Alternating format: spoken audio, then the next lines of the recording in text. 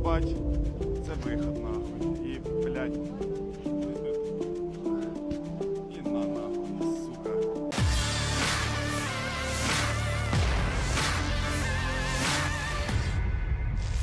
Seorang tentara Ukraina yang ditugaskan bertempur melawan militer Rusia di Bakhmut berhasil lolos dari maut. Ia tertembak peluru senapan di bagian kepala. Beruntung korban menggunakan helm baja militer.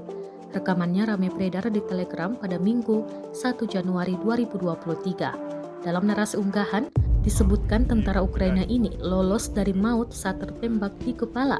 Helm baja tersebut tampak bolong di bagian belakang dan tembus ke depan, serta kepala korban yang terluka.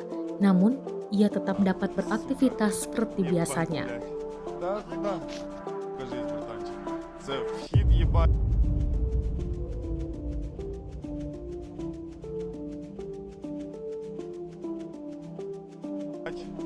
Це виход.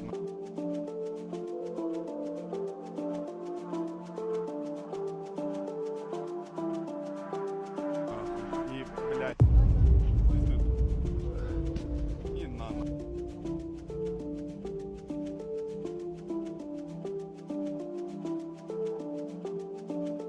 нахуй. Сука. Ебать, блядь. Да.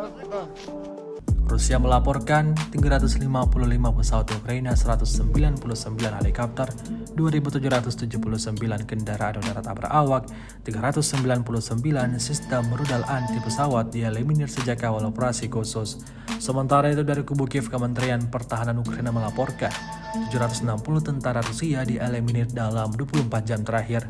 Total 106.720 prajurit Federasi Rusia meninggal sejak awal konflik hingga hari ke-313.